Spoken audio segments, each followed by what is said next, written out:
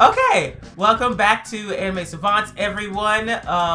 This is the 2022, not preview episode, the best of 2022 episode. There you go. Yeah. I don't know if we want to beat people this time around. We can see. I mean, what I am is tired, so we're gonna go over a lot of different shows. I don't know who I am today. Who's a sleepy? Maybe I'm I don't know, Anya. Just done with the year. I want to be Anya too. Yeah, easy enough. Then as you can see, I don't know where he's gonna be, but he's gonna be on the screen somewhere here. But JoeFreshest is back with us. So Joe, who are you? What do you do for the new people who may be tuning in for the first time? I was about to say I'm Anya.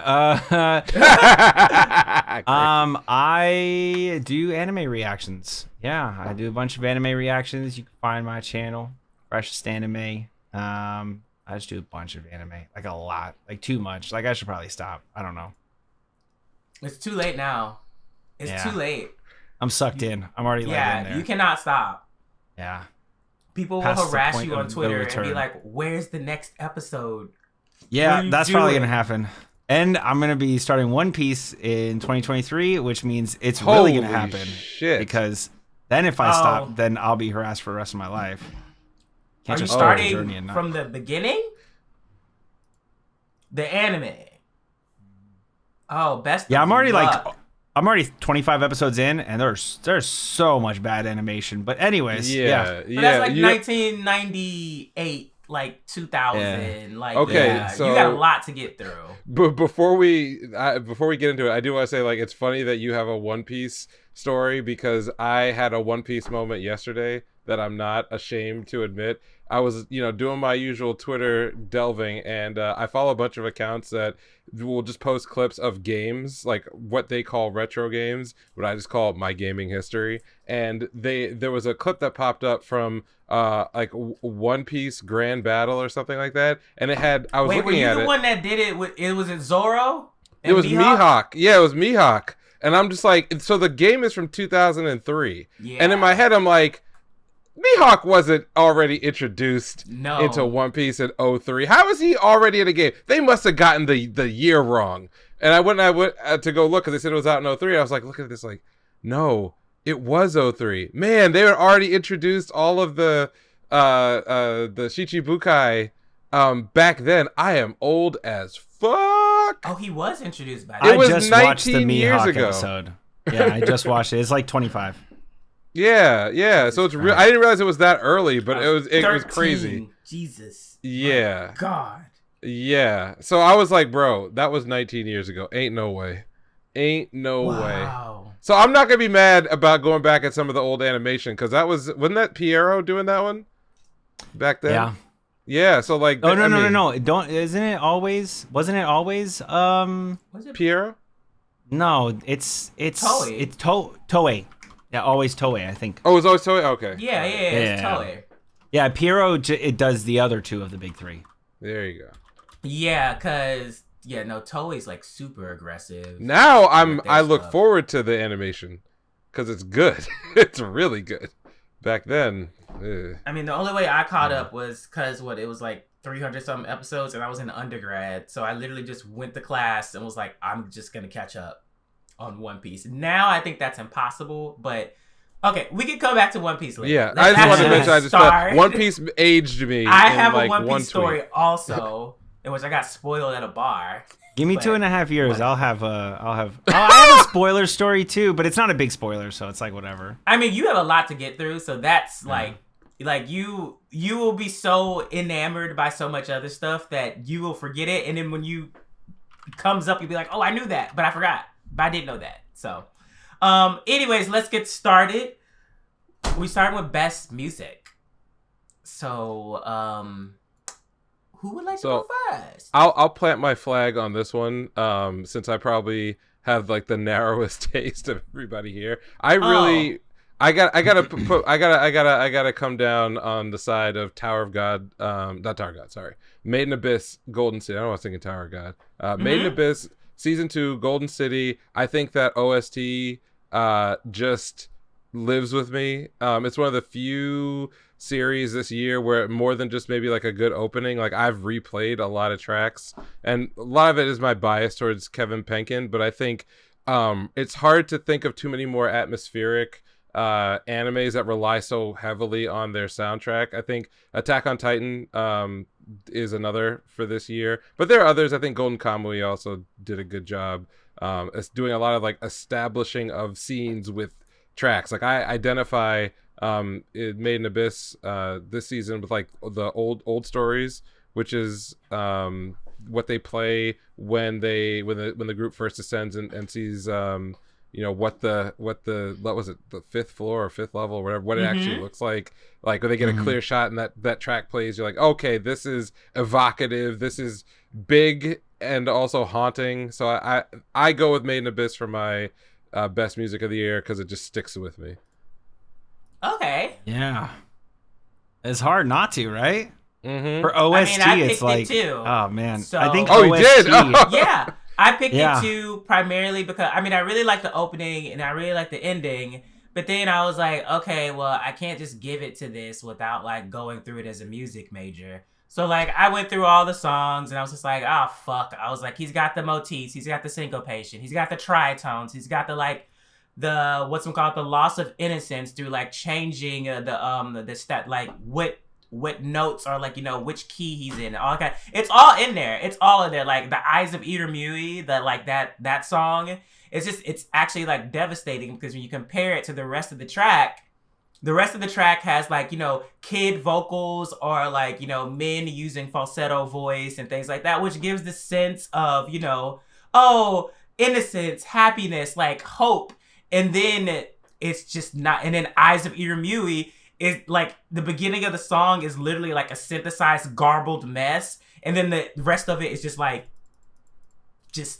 the feeling, like you can actually feel what they're trying to portray through Kevin's music. And there's nothing else this season that really did that. There were a lot of good compositions, and there were a lot of good one-off instrumental songs for like big moments in a lot of anime this year.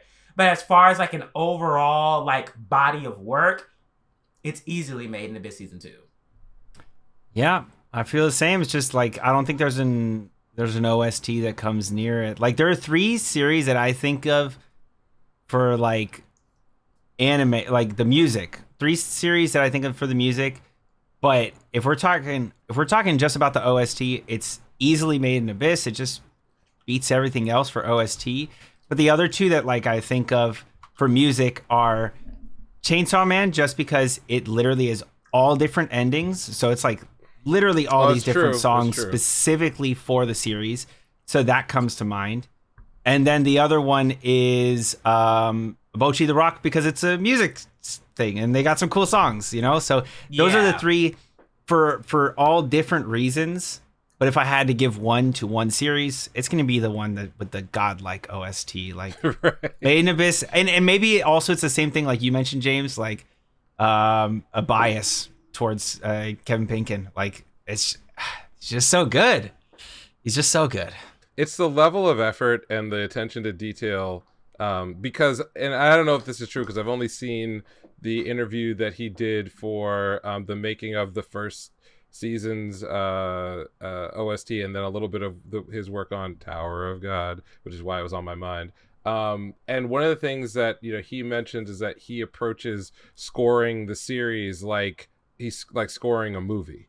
And I never really thought about like what the job of a music producer on an anime really is like, because in a lot of cases they don't get the final like cut of a scene. Yeah. They're more or less asked to develop like themes and motifs, and then usually it's sort of like the last minute they are brought in to just do touch up and say, okay, use this song here, it should climax there. But it's on a per episode basis, and Kevin got the opportunity in a lot of his projects to like be able to sit with and think about a lot of tracks for like months, especially any of the orchestral stuff that they record live. It's not you get the takes you get, and then that's it. So they have to have a lot of pre-planning. So I just feel like when I'm watching Made in Abyss or I'm watching some of his other projects, you just get that feeling that like the music is trying to tell as much of a story as the visuals are, and it just happens pieces to come together really well, I think, in this season for Made in Abyss. I will also say, like, my runner-up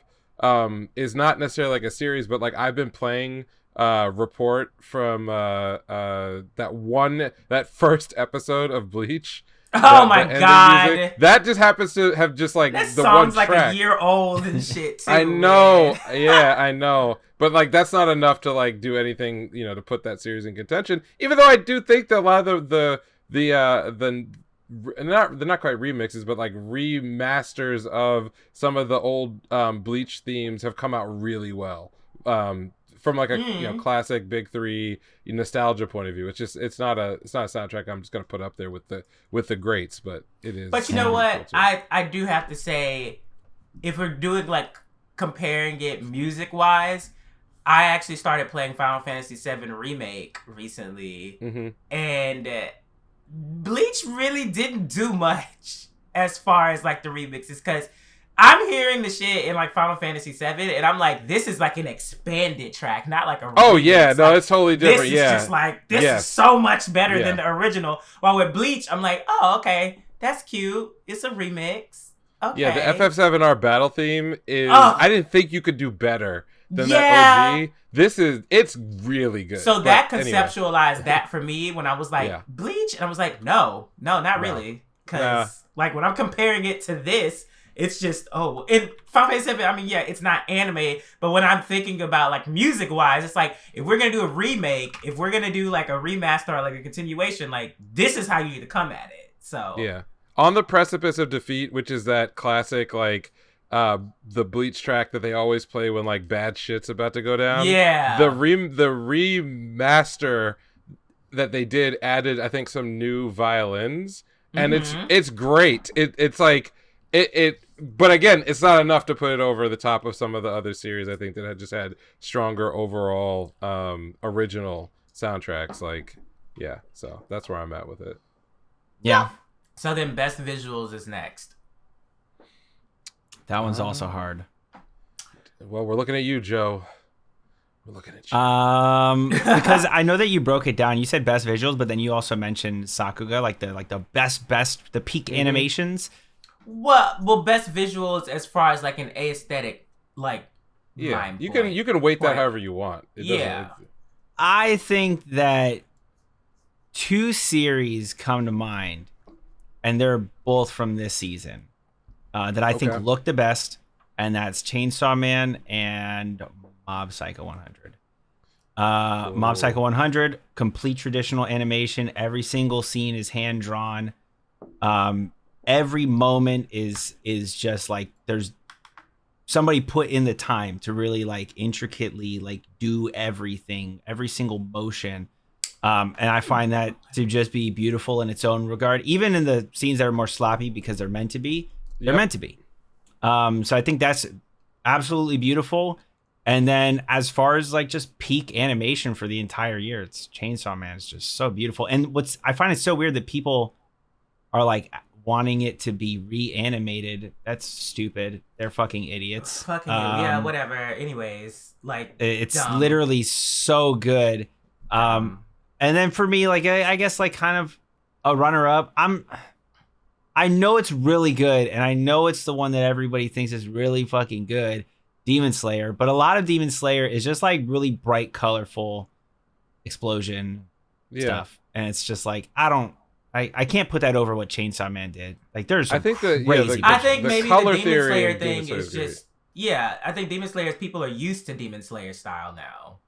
Like when episode 19 initially dropped from season 1, niggas lost their mind. Like they were like, what the fuck? But also Demon Slayer is ufotable, and people are comfortable with ufotable's quality. It's nonstop quality. So I feel like there might also be a little bit of like, you know, oh, this is new, so like it's like a little bit better and stuff like that. But Mappa is doing a really good job, but Ufotable is not just using effects. Like them niggas they're all on it.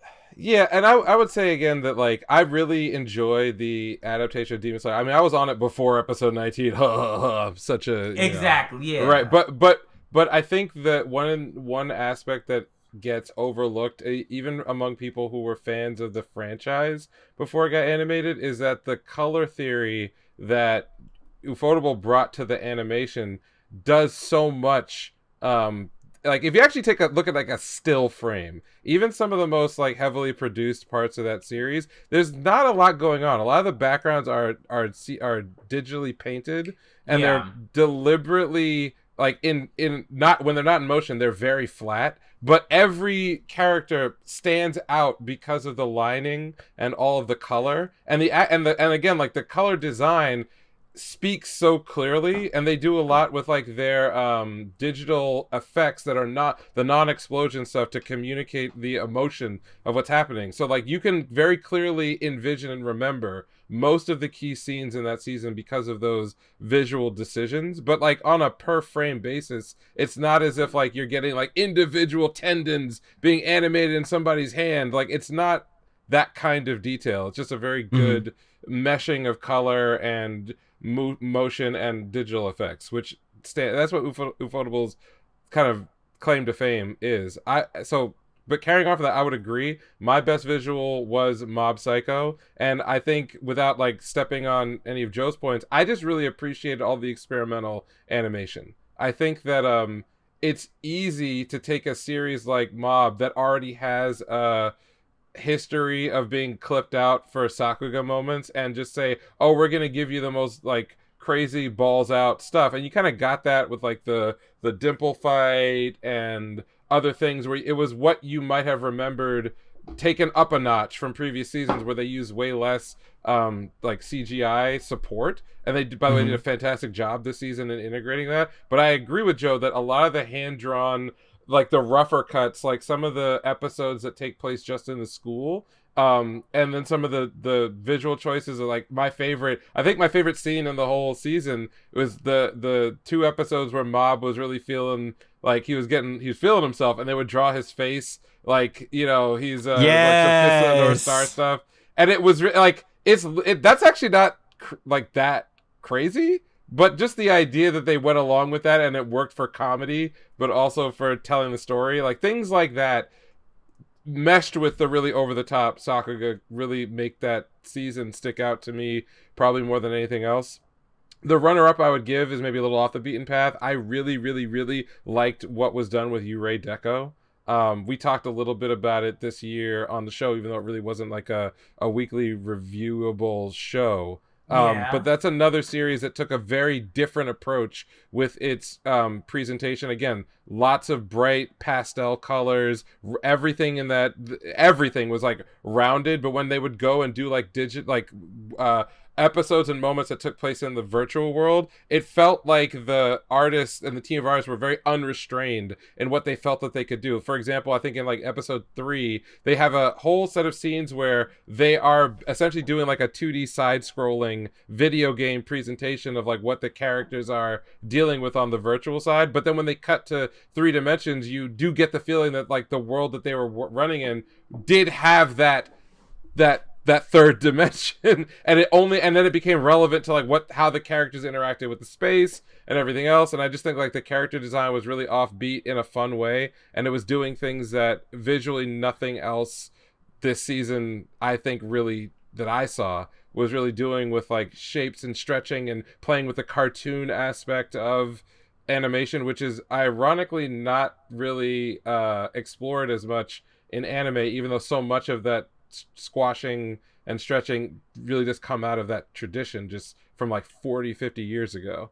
So that I'd put Yurei Deco sort of like a runner-up, but I think Mob Psycho overall just had it all pulled together, and also had great music as well. We forget about that, but it was good. Yeah, mine is Cyberpunk Edgerunners, because like I mean, Studio Trigger literally was like, we're gonna do what the fuck we want to do, and they did. And I mean, I just don't really see how it didn't turn out bad. It was really good. The overall aesthetic of the show was gorgeous.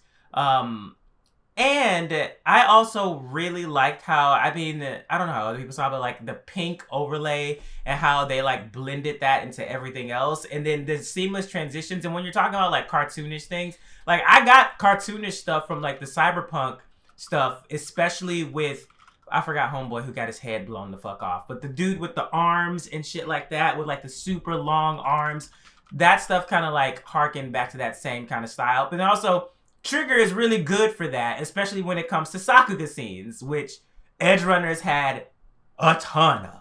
Like, a shit ton of. And they all were like directed in such different ways where I was like, yeah, just overall, visually for me, like it was just a nonstop, just like eyegasm. From the cityscape in the background, from how he's moving into it, to the characters in the background that aren't even like super duper animated, but like if you've played the game or if you just pay attention to it, like something is happening. It all came together so well that it stood out to me. The only other thing that I would have for this season is Dress Up Darling, as far as like visuals, but that was just more so just like eyes, just like hyper focusing on the eyes and like the sequins and things like that. But those are my personal like visual effects. I would also say Vanitas, but it wasn't as cohesive as the first season.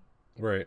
The first season definitely had way more of a like, I'm not gonna say like solid of a direction, but the stylization or like, you know, the shots of the filtered stuff and pretty boy things, those were more prominent in the first season. And in the second season, it kind of was just all white, and they didn't do much with the area that they were in. They kind of just was like, we're in the snow, we're in the castle, this is the color palette. They didn't really experiment beyond that. So yeah, I think season 2 was limited by the location. Yeah.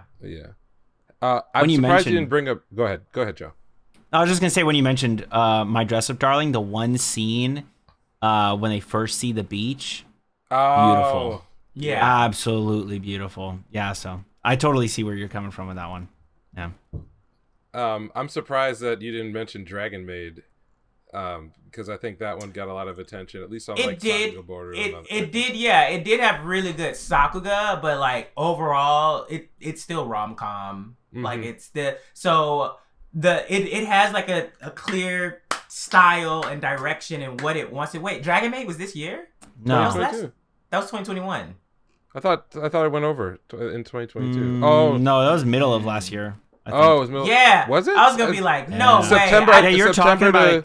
And I was like, I don't think that was this one. It finished. Oh, did it finish? No, I think it was July of 2021. It was 2021. Yeah. Yeah. It was. I watched season it this 13, year, but yeah, the episodes of the last season did overlap into this year. Technically. Oh, did they? In January, January. Yeah. Oh, okay. Because I've seen it pop up on other best of lists, and I think maybe part of the reason for that is because of that 1 or 2 episode overlap. But yeah, it made it into this year. What? Oh, nobody did that. Oh, well, yeah, no, that was I considered that like 2021 stuff. Mm-hmm. Technically, some of the really great animation for Ranking of Kings was this year. Yeah, like the second half of ending. it. Yeah. Because that big fight, the last, whatever that last fight was. Mm-hmm. Yeah, that's I thought true. that was really good too. Oh, cool. We move over to best characters. Well, my best character was Anya for the year. Yeah. My best character was Anya. That's just about it. I mean, probably there are multiple more, but as far as like the character that I related to the most this year, and I was kind of just like, I can't wait to get more of Anya because I see you see me. Like, yes, like this is me. Especially when they started breaking out in song out of nowhere. And she said, "For real, Becky?" And I was like, "Oh my god, yes!" That episode was so good. It was so good, but that like solidified my like love for Anya. I was just like, "Girl, yes!" Like, why the fuck are y'all singing right now? Like, this is girl. So, Anya for me. Oh man, Anya's great. Yeah, I have her on my list too. I have 4 characters. 2 of them. It's 2 boys, 2 girls, and then 2 of them are like overall. Just like I love Anya. She's one of them. She's just so amazing. She's literally the reason why I watch Spy Family. She's the best. I got a little Spy Family shirt. Oh, that's a little Anya. Uniqlo, if you guys are looking for some Spy Family, they have like a little thing right now. I just saw that. I was buying some stuff for my brother. I'm like, they got Spy Family stuff up in here? Yeah, they got like 4 or 5 shirts. Anya, And the other one that I love is Boji from Ranking Kings. I just love him. He's just such a great character. Everything he has to overcome. But that splits like last year. This year, it's hard because I think he might have been my favorite character last year. Well, no, I think Rudy might have been because Rudy had to develop a lot and stop being such a piece of shit. Rudy is not done developing. Oh no, I know he's going to keep on developing. Christ. Oh, I know. He has a lot more work to do, but going from one to the end, he develops a lot and goes through a lot of shit. And but he's still a piece of shit. And he's still a piece of shit. Yeah, no. Yeah, he's got a lot of work still left to do, but he does grow a lot. And then Boji, you know, it's kind of split end of last year into the beginning of this year, but he just his like fatal flaw is just being deaf and like having to pay attention even more and having all of this shit thrown at him, all of these issues he has to overcome, family, people that he can't trust, people that he can trust, all this stuff, and like just how he always remains just a beautiful soul the entire time. I just love Boji so much. So those are my two like overalls. But then I gotta give some love to Marin as like a best girl. Yeah. She was great. Love her. And then as a best boy, I personally really loved I think his name's Ko from Call of the Night. The boy from Call of the Night. Okay, yeah. I loved him so much. He's just so great. Those are my best. And there's so many characters, but like gotta narrow it down. Those are my favorites. Well, then if there's a favorite boy for me, then it's Leon from Trapped in a Dating Sim. That's a I good like one. Too. That it's him. But I'm doing this primarily based off my own ambition, like feelings and shit, where he's just like, leave me the fuck alone and let me live. Like, I'm not even trying. If you want to get fucked up, you can get fucked up. But at the end of the day, just leave me alone. I'm not even trying to get a harem. I don't want none of that shit. I just want to chill. Leave me. Kind of similar to Sid in Eminence. I didn't want to say Sid because that nigga is just. I wanted to lean away because if I had my way, I would just put Eminence and Shadow on a bunch of parts of it. Yes, but yes. I'm like, it's the recency and it's not done, so I'm like, all right, I'm just gonna, I'm gonna chill. But like, I now am totally behind our Chunibyo Batman.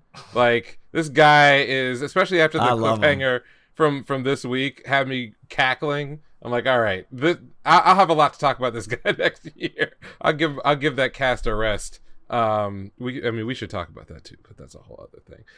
So for me, I had a couple of runner-ups here. I think the first one is the primary cast of Sabakui Bisco. That's Akaboshi, Milo, and Pawu. I think that trio came out of nowhere for me as like for characters that are meant to be like barely two-dimensional, because they don't have to like achieve very much as far as like growth and change in that kind of a series. It's very much like, you know, it's the power of hype and the power of friendship, but like, you know, in that very particular style. They don't have to do much. But for characters that don't have to do very much, I found myself very much invested in everybody's growth halfway through the season. And even when we kind of knew the direction things were going, the fact that like when they spoiler alert, when they killed off Bisco before the climax, it was telegraphing that his ass was coming back, but they had done so much development of the remainder of that cast that I would not have been mad if they had just allowed him to die and they moved forward with just Milo and his sister. But it actually felt believable that they could move on. Yeah, it did. It was I was actual gonna say possibility. Yeah. Yeah, and that's saying a lot for the kind of series that is, because at the end of the day, you know, the world building is only going to take you so far. The gimmick, you know, visually of like, you know, the mushrooms and the animals and all that stuff is only going to take you so far. There's even the gags are only going to take you so far. The fact that the characters wound up being what kept me coming back every week, rather than the hype or the animation or whatever else was going on. Which I thought it would have been the hype or the animation based off the trailers initially of the show. Yeah, Yeah, and there was So I felt just in general that there was I can't move away from just mentioning them. I think the other obvious runner-up, it dovetails with what you guys were talking about before with Anya and Yor, and I want to say just point blank that like it was a hard choice for me to figure out how to rank this category, because I would argue that like Anya on the maybe like insider side and Yor on the normie side both hit the community a lot harder than people who may not have been familiar with the manga going in would probably would have predicted. Yor becoming probably one of the most cosplayed new characters is not a mistake, especially given the way the series plays around with her sexiness on one end, but then her utter cluelessness as a housewife on the other. When she's not in assassin mode, I think she got over on a lot of people. So I was trying to think about like community impact as well. Like, will these characters be remembered after the series is aired or is just done, as a franchise? I think definitely for Yor as a, it's going to live in the cosplay circuit forever. You're going to see a lot of Yors for the next 20 years. Oh my God. But you know what? It's such a cute cosplay thing when they do like the Yor, Anya, and Lloyd like family cosplay. It's an easy one. It's super easy. It's so cute too. So yeah, but all the sexy Yors are. Yeah, and then Anya as like a meme was like primed and ready to go. She's also but she's also a pretty great character to watch. Yes. So it's not just the expressions; it's also like I think Jordan and I have talked about this a lot, that in storyline, she's the only character that kind of knows everything that's going on, but she's also a complete child. And also a child that's younger than she's pretending to be. Yeah, she's got to be like maybe 4. Maybe. She's so young. Yeah, way, but so even like the concept of what they're expecting from this child, even if she was the correct age, would be crazy. But then that she's playing up in age to just hang out. So like that performance of that character, I think, is visually great, her being unable to write, and then the voice actor on both the English dub and the original Japanese do a fantastic job of like fucking up language, even when she's talking to herself or other people, to make it clear like this is a much younger child. Like like the fact that she's even able to do this through cheating and everything else is also great. So I just think that at all levels, Anya as like a meme and as a character was very, very strong. I haven't seen the dub. Dub is pretty good. Dub is pretty good. I prefer the original language, but the dub is pretty good. But my vote for best characters actually goes to Cyberpunk Edgerunners for the whole cast. And whoa, okay. And that may be some dramatic foreshadowing for later, but I think that I always give extra props to series that don't have to be that good, but there's care and attention put into just the right places where I get enough of what I want more, and then you take it away from me. So now I'm just like wishing that there could have been, and that's how I felt about all of the cast of Edgerunners. I think like on the stakes I kind of laid out for Spy Family, I think there's the cosplay opportunities were already there for the game, but the fact that people who are coming into this franchise through the anime can make a seamless transition into that much broader fandom through a lot of these characters, through the cosplay, through the culture that it represents, is really cool. I think that like for every David Martinez, there's 100 Lucys, and there's 1,000 what's her name? Why am I forgetting her name? Rebecca, thank you. There's 1,000 Rebeccas.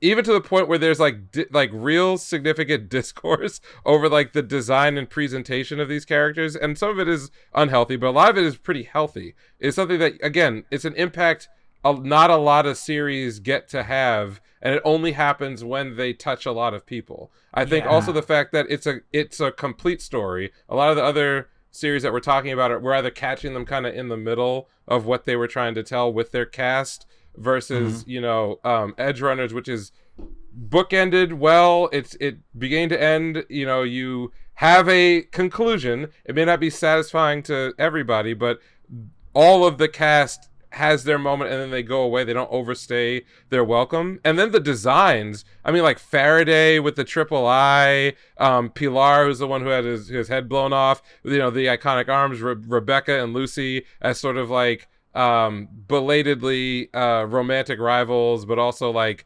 visually the most different characters you can have, all of whom have agency, all of them have their own shit going on. David Martinez fitting into that classic Cyberpunk, the franchise visual style with the jacket and everything else, kind of supplanting V as the more in demand variation of a lead character in that series. That in and of itself is ridiculous if you think about the amount of marketing and everything else that went into the game itself. And then a lot of the other supporting characters are just memorable looking, from like Maine to the Ripper Doc to, you know, so Kenjiro Suda is your fucking voice actor, my guy. I know. Jesus. I know. And Adam Smasher as like this really iconic enemy, which is funny to me because I was not a board game player, but I was always aware of Cyberpunk. I didn't even know that his appearance in the game was representative of a game mechanic that people who are fans of Cyberpunk have always known about Adam Smasher. But I didn't come to hate him in the way that I hated his character until I watched Edgerunners, and I was a big fan of the game and sort of his like Terminator role in that. But it didn't hit me the way it did because I didn't care about Johnny Silverhand as much as I cared about Rebecca, which was accomplished over a very short runtime, you know, of the series. So I got to give it to that cast because I think without all of those standout performances and all the visual variety and the appeal, I don't think that series would have gotten over anywhere near the way it did, especially being a Netflix anime, which to me, I think it puts a lot of series get put in the tank because people don't assume that they're any good because they're on a streaming service rather than, you know, terrestrial Japanese TV. Yeah. I have two things to say about Cyberpunk Edgerunners. The first thing is my favorite song of the entire year came from that series. Oh, true. That shit just hits me every time I hear it. What's it called? I want to stay at your house. Stay at your house, yeah. That thing just hits me more than any song the entire year. No song could have made me cry like that one, man. It just, I hear it like pop up in my playlist randomly, and I'll like start to water while driving, and I'm just like, stop it. If you know, you know. If you know, you know. It's that strong. And then the other thing I want to say is, I think as an overall cast, definitely that was, I mean, I maybe have to think on it. I don't know, but I think that might be my favorite cast of the entire year. For sure. I just personally, as like a single character, Anya is just fucking amazing. No, I 100% agree with that. Little thing. I just love her, man.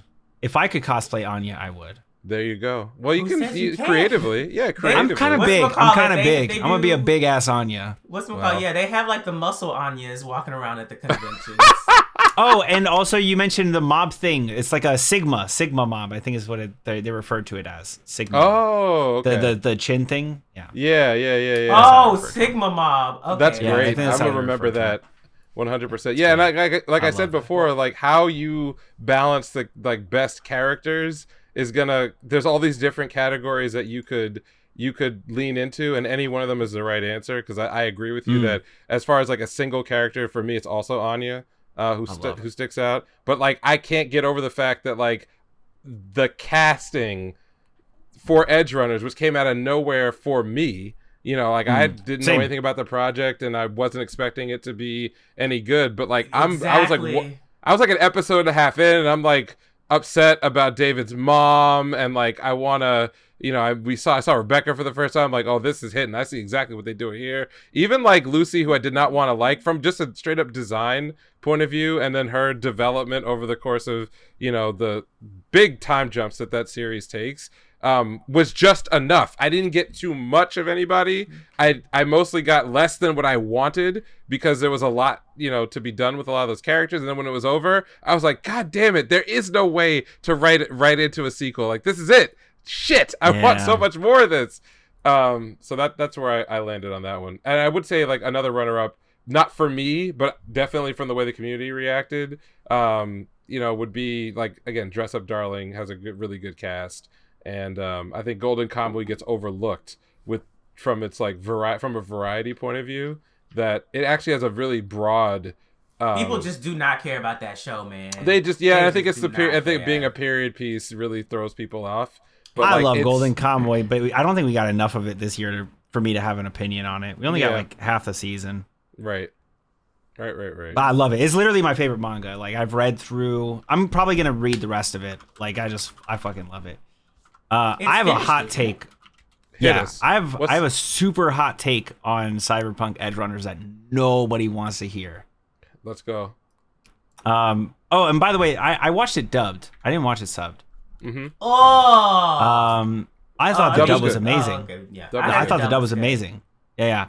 I don't get the Rebecca shit. I just don't get it. I don't think she's that great. She's just another fucking character to me. Okay, so that's my hot take. Taste. I don't really give a shit. That's your problem. That's okay. There's no problem. There's nothing wrong with that. But like Rebecca's that bitch though, so like it's not gonna change. She's just a foul-mouthed little girl that don't wear clothes. That's it, bro. That's it. Okay, but that's I think you described the dreams of women all over the world. Like that's the dream. Not being policed by the men around them, and basically just being what the fuck, just doing what the fuck she want to do. But also, it's the evolution of the character's relationship with what the fuck is that nigga's name? David, yeah, with David, and how like she is a supporting character, but like as the show goes on, especially after her brother dies, you notice how their relationship is actually becoming closer and closer, especially as Lucy and him are becoming like more and more apart. And they're not like a relationship like dating. This is more like an actual close female friend that is there. It's just that, they don't have to spend like 2 or 3 episodes expounding upon it. It's just relatable. That's like half the season if they did that. Yeah, right. But their relationship is relatable because it's showing a platonic relationship between like a guy and a girl, but also a girl who is like so firmly confident in who she is, and a guy who is like emotionally suppressed and just like going the fuck through it. That's why she's such a great character, because like that like dichotomy and just her being like so like raw and then being unashamed to be herself. Like, she's a lolly, but Trigger literally told them niggas, if we don't get to put the lolly in there, get another studio. So I just don't see it, man. I just don't see that shit.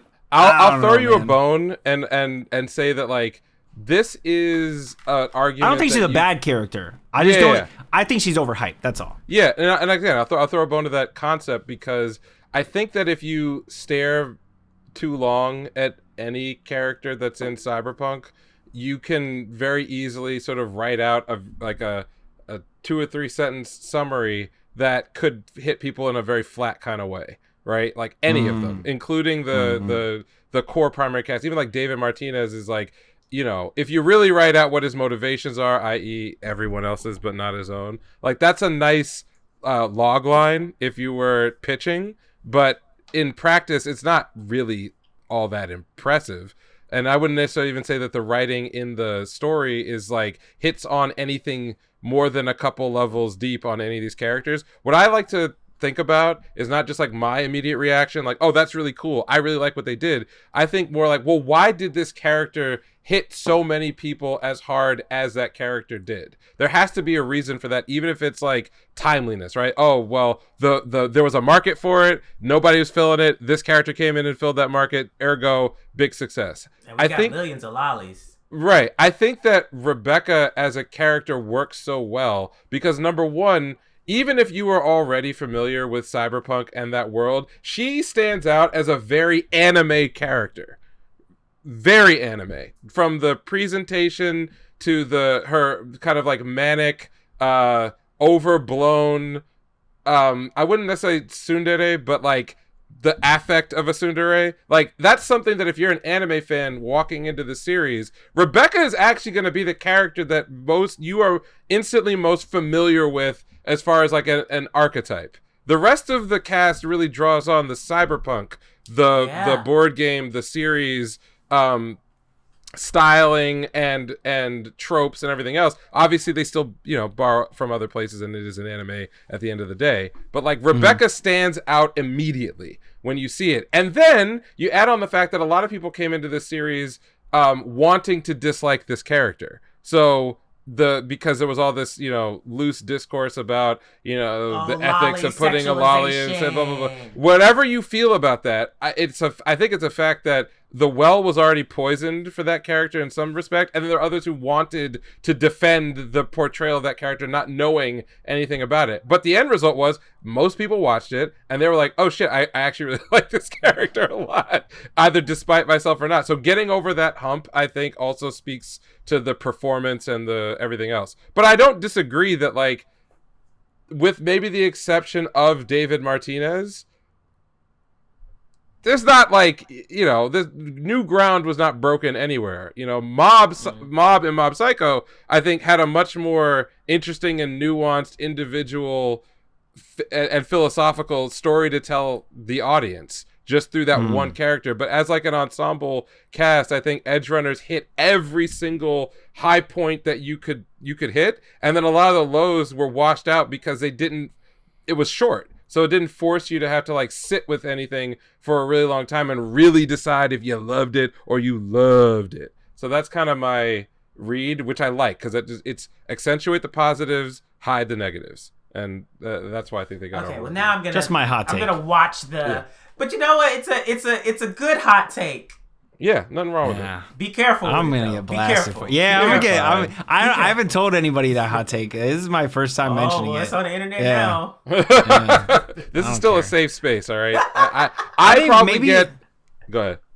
Maybe it's because she's like the most anime of them. Maybe that's why. Because maybe that's I just see anime characters all the fucking time, and I was like, oh, these people aren't so anime. And you know I don't what? know. Maybe I have no fucking clue what it is. She wasn't that huge a part of the show initially. So and she's so hyped. Maybe that's part of it too, is like she's not like a huge part of it, but she's so like the number one character from the show, and I'm just like, she's barely there. And so, I don't know, man. Maybe I'm a hater. I don't fucking know. Maybe Siri wants to listen to me and try and find out fucking something that I said about characters. I feel like it's similar to whatchamacallit, how like, you know, what something can be successful, or like a kid, like things can be successful, but like you cannot determine what's going to be like culturally relevant or like a meme.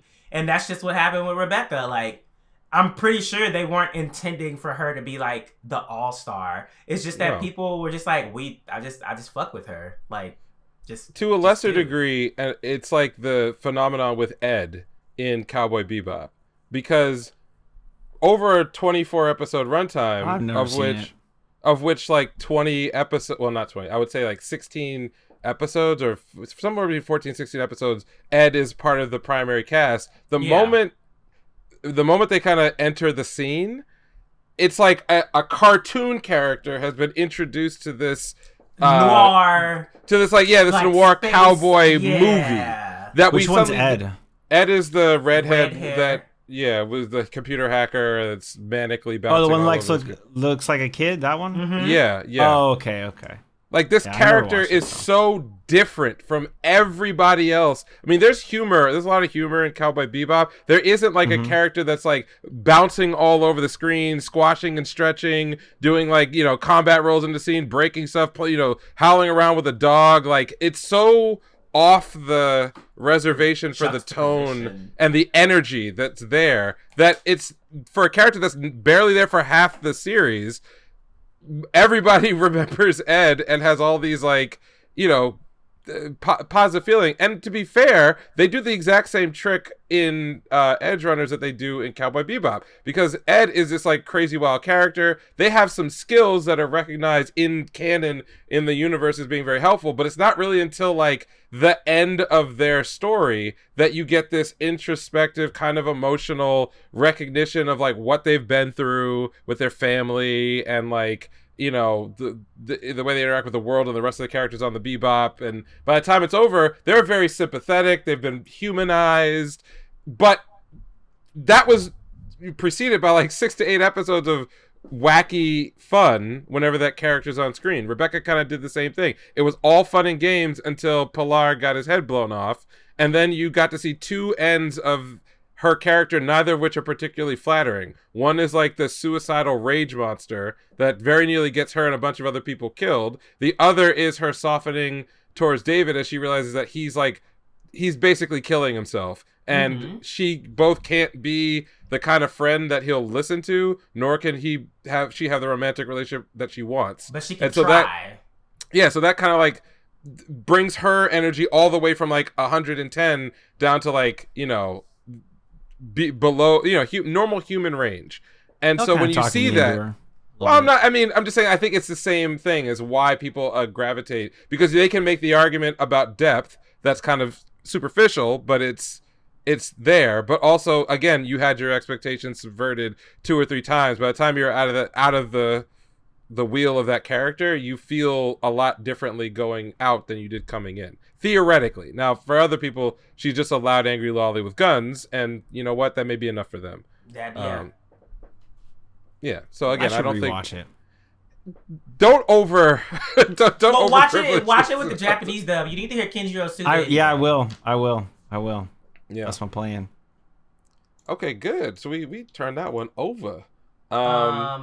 Any other loose ends before we get to our sort of pick of the year? Yeah, I would say my opening of the year, which is actually random, and I wasn't expecting this to happen, but there's one opening that I can't stop playing because it's so fucking good and it's so catchy, and it's Shadowverse Flames' second opening. Really?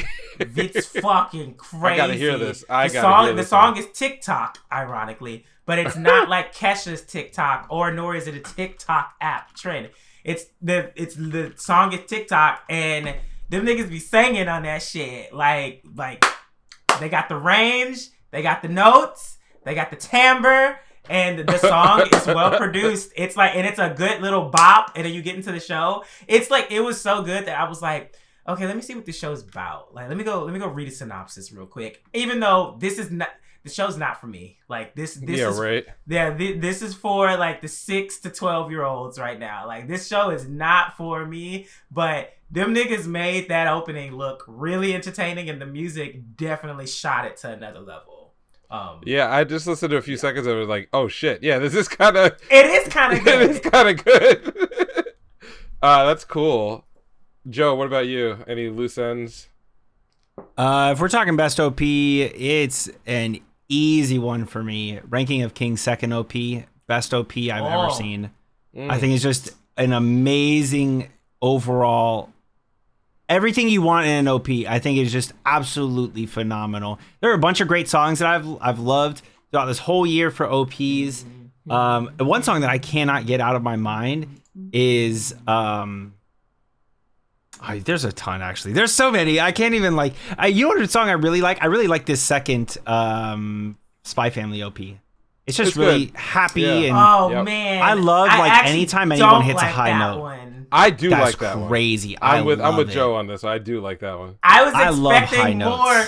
I was biased towards the first one, so I was expecting like another like spy sequence shooting thingamabob, and we didn't get it, and I was like, what the fuck is this happy shit?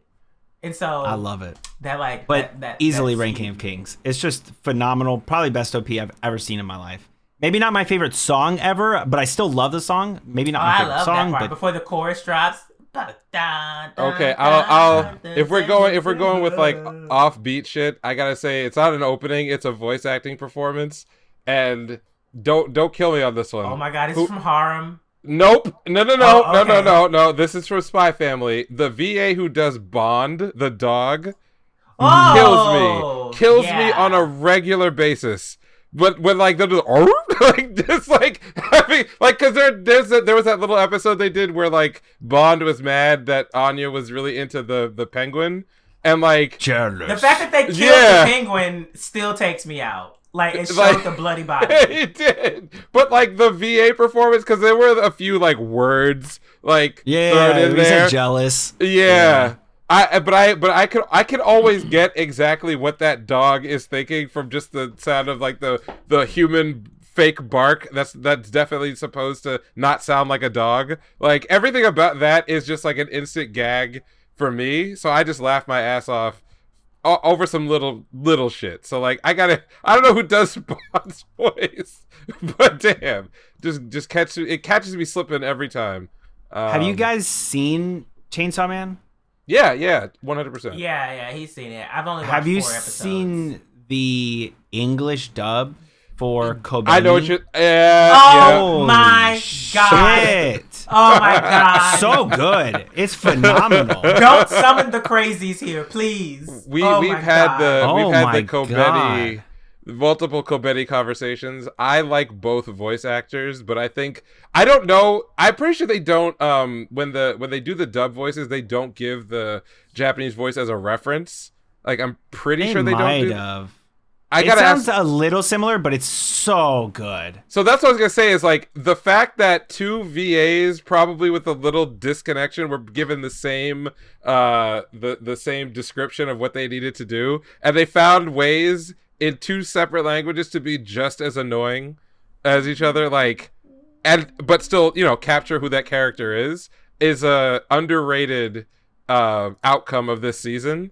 So I'm right there with you that like both of Kobeni's VAs did something special. The problem is that the community just doesn't appreciate that shit. The simps just they're always going crazy from blind, but the haters, who were ironically mostly manga readers, who were just like so angry that this character who they've been told for years their second like most important character trait is that she's annoying as fuck, got a VA to give the most annoying performance you possibly could. I don't know. It's crazy. It's fucking crazy. I thought it was great. I actually like her as a character overall. She brings chaos, but not in the way that Power does. She brings chaos in the way of just like ruining things. She's just not helpful, but then sometimes she is. I don't know. I thought she was. I don't want to do the whole conversation. I just love that performance. It's really the good. dub, so good. Holy shit. It is surprising. I watched the little scenes of it. Everyone in that scene, Power in English and the other guy who I don't remember, like everyone's just phenomenal. It's awesome. No, I mean, that's like my random stuff. I think VA work this year has actually been on both ends, both dubs and original Japanese voice have been outstanding for the series that like I want there to be good VA work in. So like we haven't talked about like Witch from Mercury at all, since it's like it's still kind of sort of running, so it's like part of the conversation, but I haven't sat back and thought about the whole season. But I think a lot of the Japanese cast there is underrated, given that it's the kind of show that doesn't necessarily need outstanding voice performance. That said, like Suletta's VA in particular drew a tough job and is doing fantastic work this season. So I want to shout that out. Let's see, is there anything else on my list? Oh, I did want to like mention it's not a runner up or anything else for me, but for the anime of the year. But like I feel like Urusei Yatsura flew under the radar of American fans, but would in another universe would be really high up there because of the impact in Japan. In fact, I know a lot of people I know a few people who live over there, and a couple more who are very plugged in, who always remind me that like this is the show that like has the broadest appeal this season. Like older people who don't watch anime are watching Urusei Yatsura. People who are not in the culture in Japan are all about it because it never went away over there. It's like how we have the Simpsons are just like perennial. Like Urusei Yatsura is like everywhere in Japan, but you just never know because you don't live there. But speaking of performances, I love Lum. Oh my god, I absolutely fucking love her. It's amazing how well it's translated. At the end of everything, oh, I fucking love it. It's the cutest thing ever. Right there with you. Okay, so we talk about anime of the year. Jordan, we'll start with you. What was sort of tell us about your criteria and then where you went with it. My criteria is basically all the other stuff combined together. And there is one that I want to give it to, but it's not finished, and I'm also very biased towards it, so I can't give it to it because it's not finished yet, and it's nowhere near being finished. I want to give it to Gundam, but I can't. Oh. I can't. But I wanted to give it to Gundam because the foundations are so strong. like for where they're gonna go and where they're gonna end up, it's probably gonna be fucking phenomenal. But we won't get that next season until next summer. So that'll have to be something for next year. April. Is it spring? I thought they April, were taking a 2-cour break. Oh, it's just no, spring? no, it's just Bleach doing the 2-cour. Oh, okay. Okay. Well then we'll get that next year, and then God knows if it'll take another, like, you know, it'll go around the route where it'll be like, yeah, and now there's a second season, because this won't be the second season. This will be the second part. I complain about this all the time, but anyway. But yeah, I do hope we get a second season of Witch from Mercury. But other than that, yeah, my number one anime for the year is Ranking of Kings. It just had everything. Just, to me, as far as like when I think back on like a lot, and at one point at the beginning of this year, I was so positive. I was like, Dress Up Darling is amazing. Nothing's gonna beat this show. It's so fucking good. I'm like smiling every week. It's so blah, blah, blah, blah, blah, blah. I love that shit. But no, like it's Ranking of Kings. Like every time when I go back and I think about music, when I think about characters, like, and I mean, the characters are good in Ranking of Kings, but like they just weren't my favorite because I did it from like a personal perspective, not just I'm gonna compare you all to like everyone else, and like, but like I didn't care about those like anime rankings or shit on Twitter and things like that. I did that off a personal thing. But when I think about like what you said with the ensemble cast with Edgerunners, Ranking of Kings is an ensemble cast. It's not just Boji. And when you think about the aesthetic, and you know, a lot of people have such a hard time getting into it. But I think that the aesthetic plays to the action scenes and a lot of stuff in the show, similar to what Pokemon did for Sun and Moon, where they simplified the animation style so they could be more fluid. And so that's what I basically get out of Ranking of Kings. Like, especially with that second episode, when the princes were going against each other, I was just like, this is... Nah, there's something here. Like, there's something here. Like, something's gonna happen. Because why is this nigga just like, just doing it? Just doing the fucking up. And I'm just like, yes. So you have that. And then when I think about the emotional moments for the year, I did everything with this show. I cried. I laughed. I yelled. I went, what the fuck? And then I also had to be like, well, do I have to process myself as a person to understand where we're coming from? Because there's one plot line near the end that a lot of people do not agree on to this day. And also, simultaneously, there is closure within the season. Like, there is a huge sense of closure because a lot of the main things that they were dealing with were all dealt with. They also laid the foundation for the second part, but also the second part was literally just starting when the first season ended. So we're not going to see more of this probably for another 3 or 4 years. But for now, what I got was so good. And I say this because the first half premiered last year and then it ended this year. So I'm basing this off of the culmination of the entirety of the show. Because I did enjoy the first part. But when I put when it's all together, it's so good. It's so good. And people are like, oh, that looks like it's for kids. It's like, no, it's not. Actually, it's very much so not for children. You should not. You can watch it with your tween. It's a good show for a tween. You do not need to be watching this with your kids at all. And I just really appreciate the character arcs that everyone got. Everyone got a character arc. It was not just Boji. Even the niggas that I hated the most got a character arc. And at the end, I was kind of just like, I guess I have to put up with you because it does... Your decisions make sense even though you're a bum bitch nigga. Like, I get it. I get it. But you are still a bum bitch nigga and you don't deserve forgiveness. But then also, this character is literally like the living definition of kindness. But they also showed I think one of the best scenes for me is you see Boji forgive and, you know, be innocent throughout the whole thing. And then near those last few episodes, he comes face to face with someone that like viscerally betrayed him to his face. And he has like a breakdown in the moment. And I'm like, it hit so hard because throughout the whole series, this character has been so forthcoming and forgiving and understanding of other people because of his position in life. And this is the first time where he's like, I don't know if I can be nice to this nigga. And he struggled with it because he had the power to fuck that nigga up.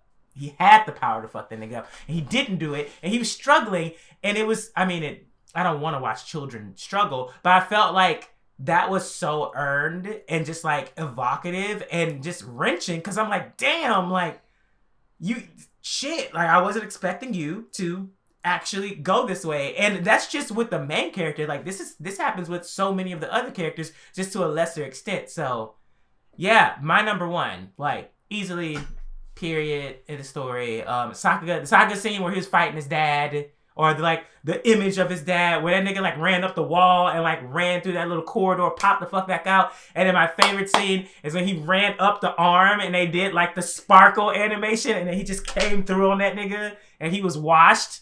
Amazing. It was well deserved. It was earned. Like, we earned that shit because we've been seeing this nigga train the entire season. We've been seeing his potential the entire season, and then we fucking got the payoff. It was phenomenal. My anime of the year. Awesome. No, I totally buy it. Joe, what you got? It's hard. I wasn't gonna say it. I wasn't gonna put Ranking of Kings. Like, I put so many different anime. Like, I broke it into different sections. Like, ones that I think deserved anime of the year. There's like 7 of them are like up there because this year was so packed. I had a lesser one that just, the ones that hit me, the ones that I feel like really like were good and like deserve some recognition, but I don't think they're anime of the year.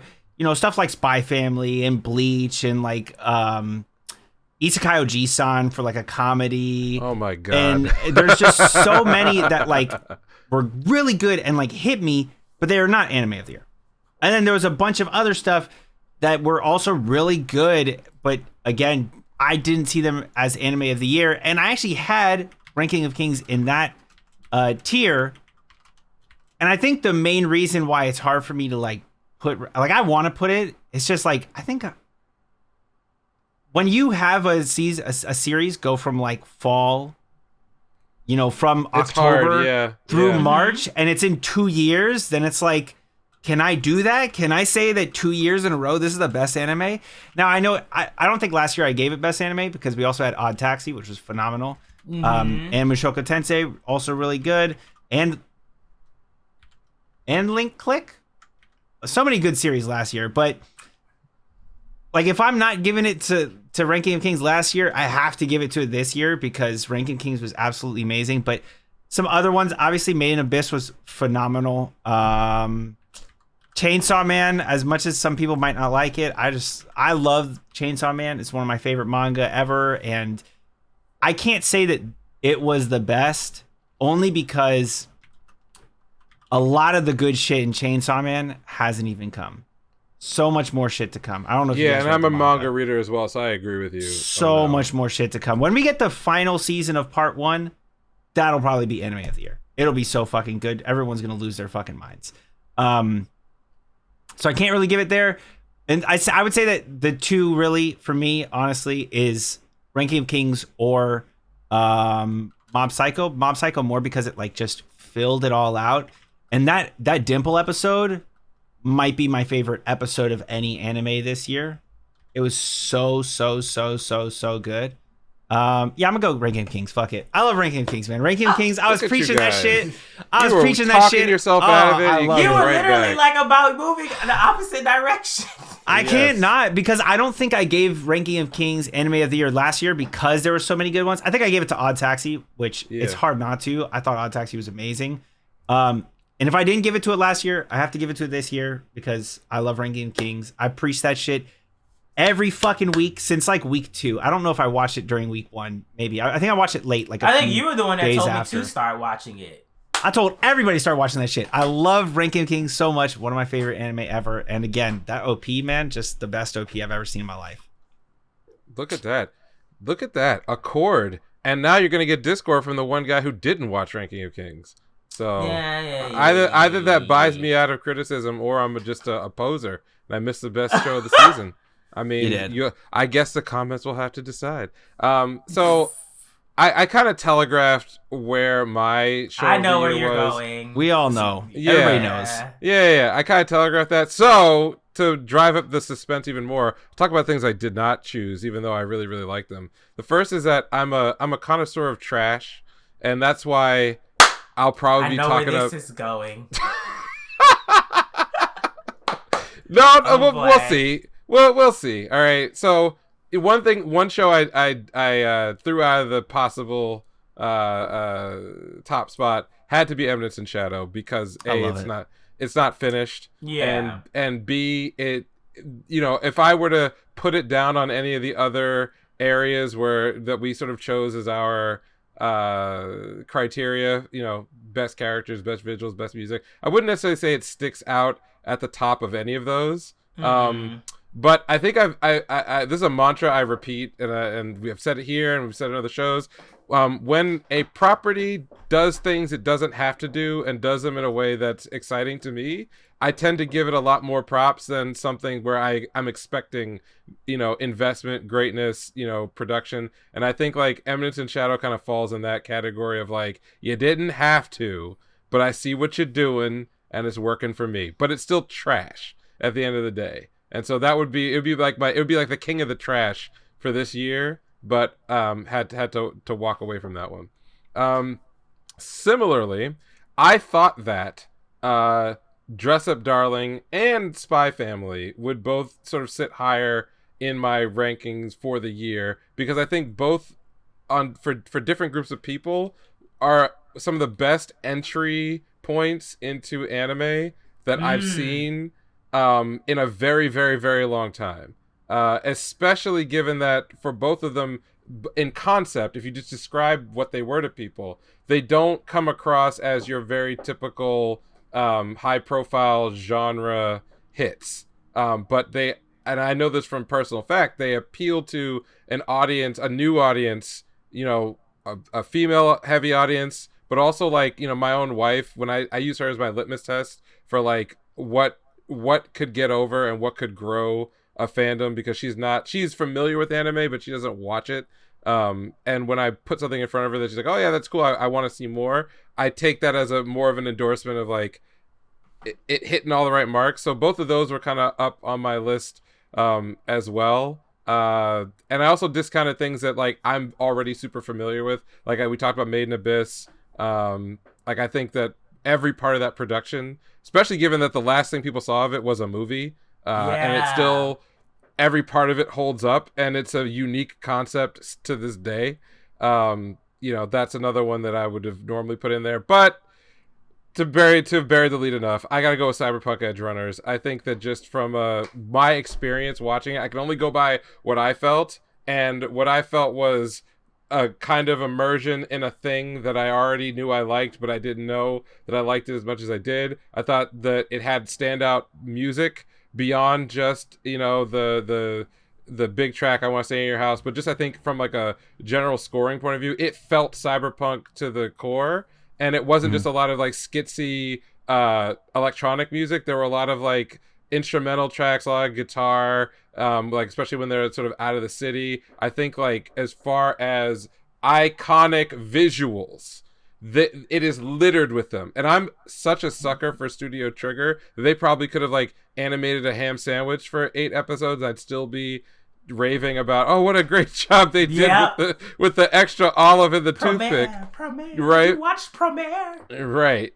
But the triggerism that they go for visually was actually like well restrained behind like the existence of the Cyberpunk IP. What I mean to say is that like when you let Studio Trigger go crazy, sometimes you get like Kill la Kill, and then other times you get that like ninja, or you get Kisniver, or like that weird ninja thing. What I mean is like they are a studio that actually perform so much better, in my opinion, when they are given some walls that they have to bump into and work around.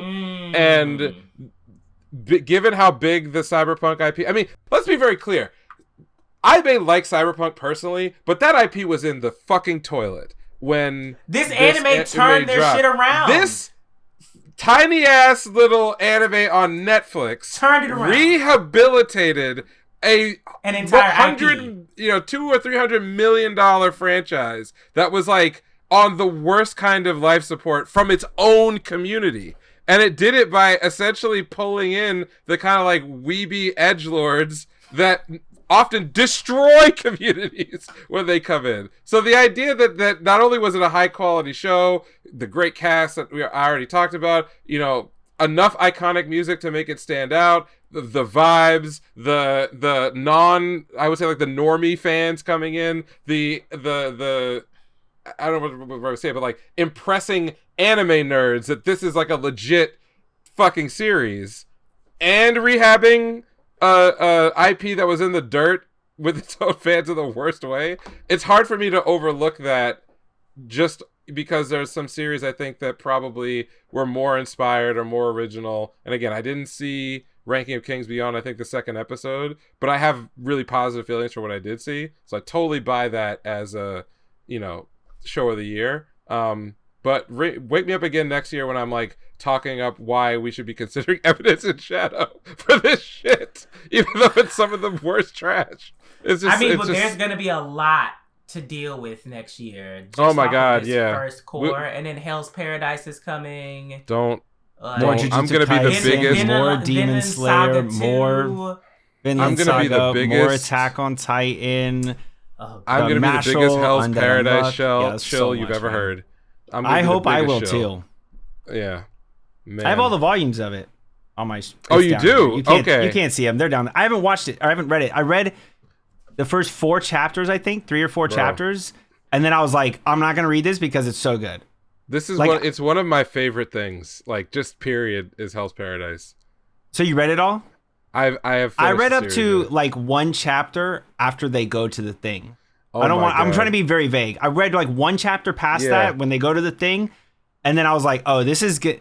This is gonna be really good. And I did the same thing with Sakamoto Days. I read like a couple of chapters into it, and I was like, oh, this is gonna be good. And both of them apparently amazing. So I can't wait for both of them. Unfortunately, I did read a bunch of other things that are also really good. Like not next year, but 2024, Kaiju 8. I read all of that. Bro. Like, One Punch Man's also next year, a new season. Sorry. Listen, okay.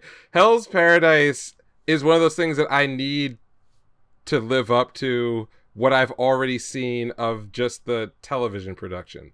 But even if it was ass, even if we got like, you know, a completely disappointing season for whatever reason, I doubt. But even if that happened, it rings so true to me that I would still be a defender of that series no matter what. Like, it's what I always ask for from derivative work, because we're at a point where like nothing under the sun is new.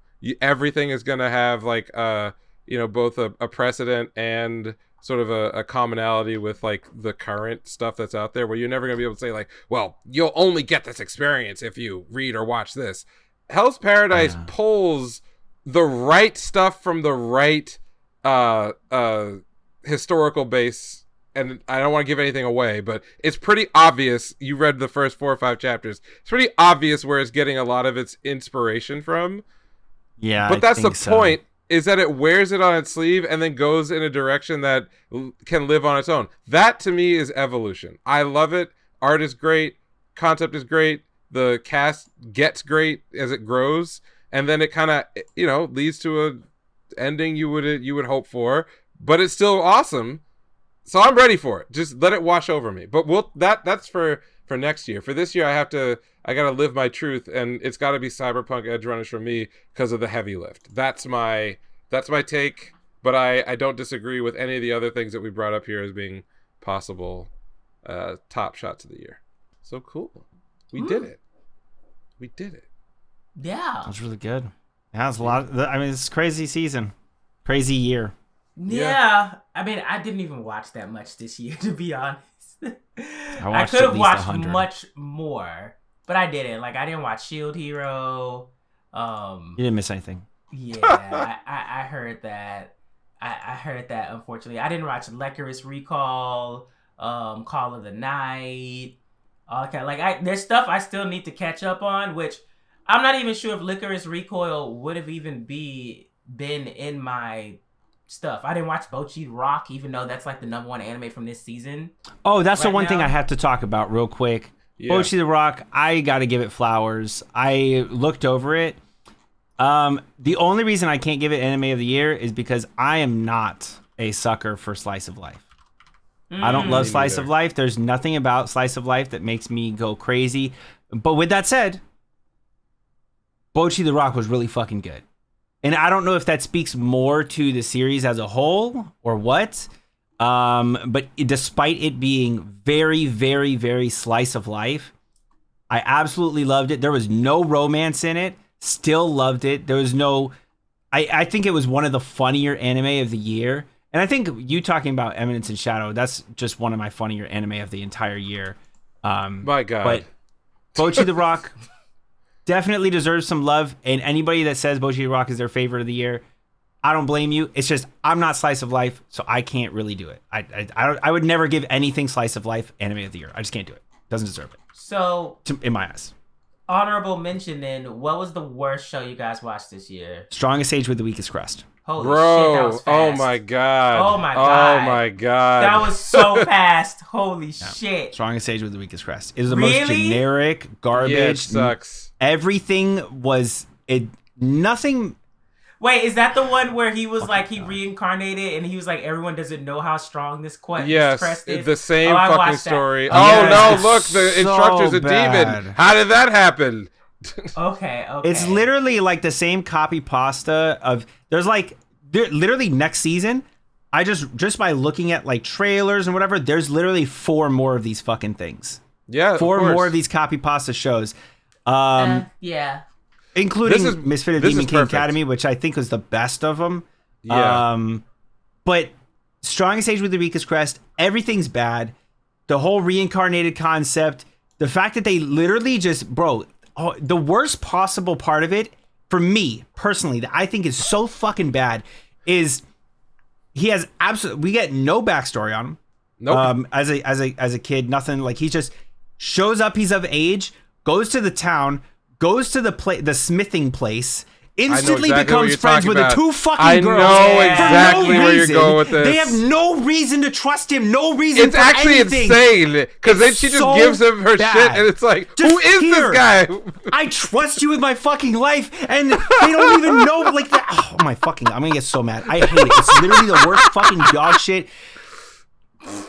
So bad. It's just bad. It's just really bad. It's just bad. It's just a bad anime. So that's why it was instant. I don't know if X-Arm came out this year. A lot of people. No, thought X-Arm was last last year. year. X-Arm Last was year? in a Yeah. bad. I felt bad that X-Arm existed in public. Like, I wanted, I have a very like low tolerance for like embarrassment, like real life human embarrassment, and like I was getting triggered from like the second minute when I realized that the whoever directed this didn't understand forced perspective.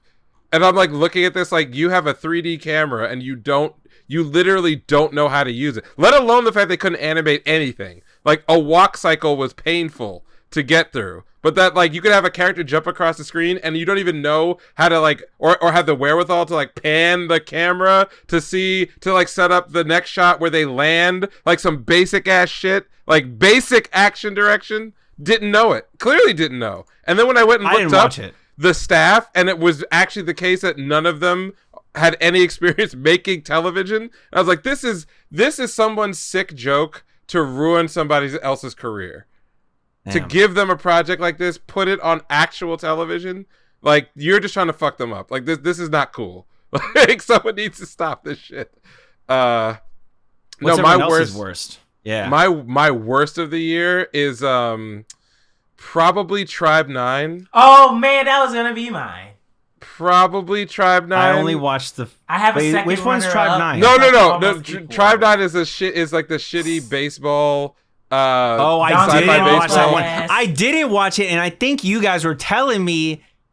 I want to say it was you guys that were saying like, "Oh, this could be kind of good." No, maybe it was somebody else. I don't know, but somebody was telling me. looked Wait, at I think the we're on our previews. preview episode. Yeah. We were hopeful that maybe we could get some wacky sports shit out of it, given that they had just come off of what was that, the other show that we liked? It was also very Danganronpa-esque.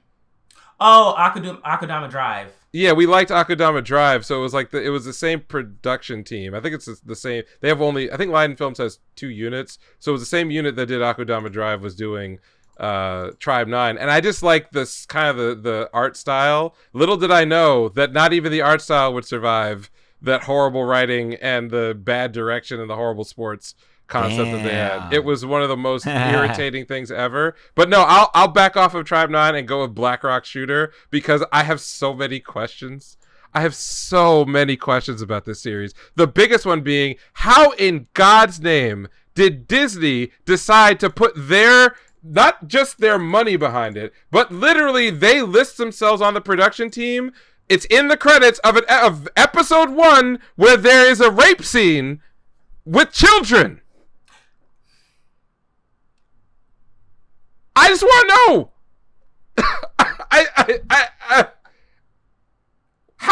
How did this happen? Yikes. Bad.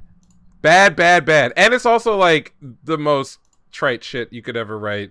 Like powerful robot girls team up, but they all have amnesia. Something. Rape robots. Something. Like, get out of here. Get out of here. But go ahead, nice. George. Sorry. Oh, no. My other one is Orient. Ooh, that's... I watched episode 1 and I knew it was garbage. Yeah, I recorded the first, 4 episodes and I was like, I have to delete these because I'm not posting it. I was like... Not good. I hated it. I was kind of just like, bruh, this is not giving Magi. Like, what the fuck is this? No. And the sad part is that the story is not great, but like one of the only saving graces of the manga is that the panels are very like overflowing and expressive. Not there. And this production basic completely bitch. Undersells that. Basic bitch. And I remember we were talking about it before it came out. I was looking forward to it because of the way that you talked about like the manga panels. And Magi has done the same thing with with animation, which like, you know, the huge sprawling scenes are like the fire or like him getting his like the Magi power coming out. So I'm like, okay. We didn't get the finished Magi, but we'll get something else that will have, you know, I guess like the baseline of like, oh, hey, we can do this with Magi and it's been several years now, so we can do way more. This shit was so basic. It was so basic for something from a mangaka who actually has like a finished series and like a name. I'm like, why is this? Are you just depending on him to do everything? Because listen, there's one thing I will give Hiro Mashima. Does he do the same thing? Yes, he does. It's the same story every time. Is Lucy in every fucking series? Yep. Yes. But there's one thing, the production quality will at least be acceptable. And then good when they want it to be. This? Wow. Hiro Mashima, is that the Fairy Tail guy? Yeah. Oh, yeah. I haven't watched Fairy Tail or Eden's. I haven't seen any of them. Which I will be tuning in to Eden Zero Season 2. Because I actually enjoyed what they gave us with season 1. And it's that's the thing though. It's Hiro Mashima. I can already guess like 75% of the plot. But I don't care because I want to see it. I apparently guessed most of the plot just off the trailer. Yeah. Yeah. I've never even seen Fairy Tail. I was just like, oh, I bet this and this and this. And then people were like, yo, how the fuck did you guess that? I was just like, I don't know. I just went for the most basic shit. That's all. That's the thing. Hiro Mashima plays with like primary colors. You know, that's the best way I can like describe his writing and his concept design. It's all primary colors, but the one thing that he has found and reuses every time that works every time is this like deep, heartfelt appreciation for found family. That basic premise and the emotional undertones of it are like the core of everything he has ever done. The whole concept behind Fairy Tail is literally just a bunch of fucking goofballs who all love each other and will do anything for each other. Eden Zero, a bunch of lovable fucking goofballs connected by history who love each other and will do anything for each other. Even like the core of Rave Master is kind of the same thing. Like it's an easy sell, and then if you don't take yourself too seriously, like it's a little goofy, and then like the in jokes are I would say like too much for me, but it will always, if you liked anything he ever did, you'll probably like everything he does. And if you don't like anything he ever did, it just isn't, you're not gonna like anything he does. Like that, it's very simple and straightforward. But with I was gonna ask, Boo Boo. Oh yeah, go ahead. Yeah, let's not Boo Boo. Nowhere near the same treatment as Magi. So extremely disappointing. Yeah. I was gonna ask, since you kind of like backdoored into this, are there any like trends or surprising things, like commonalities that you kind of worked out from having watched all the stuff you watched this season? Like, it doesn't have to be stuff you didn't like. It could be things like, man, I want to see more of this, or I can't believe that we got this year. I want another magical girl upset. I want another Madoka Magica. Some subversion. I want a subversion, like of some genre, but particularly magical girls because I fuck with magical girls. But like Madoka Magica, they're doing a good job, but the well's kind of running dry. Like they're trying to like push stuff from the gacha game, and like I heard the gacha game anime adaptation and stuff is good. I think they announced a new movie, a continuation or some shit. So like that's great.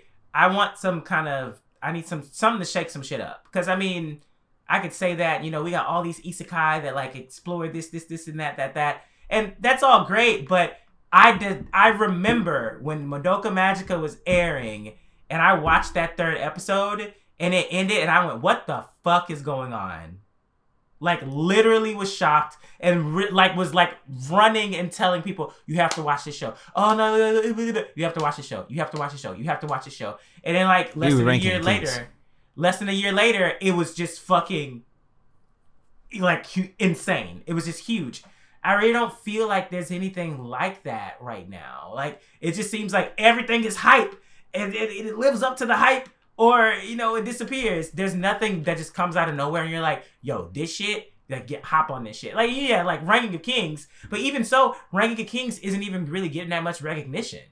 Like, it doesn't get the recognition, but it was the series that I did that with. I preached it. I preached Ranking of Kings to everybody. There was like 2, maybe 3 series that I preached. Ranking of Kings is one. Odd Taxi I preached. I think it's all mostly last year stuff. I don't know if there's anything this year that I preached really. Yeah, like Odd Taxi. And I would say like maybe by the wayside, like Banished from the Hero's Party. I enjoyed that one because that was supposed to be slice of life. And they made it very clear, like, this is actually Sakuga, bitch. What are you talking about?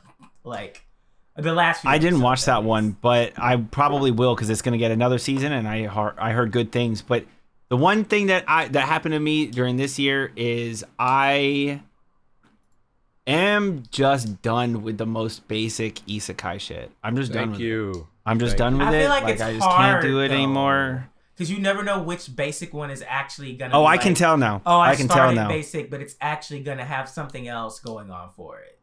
I can tell now. I think after watching I watched at least 100 anime last year, if not more, in total.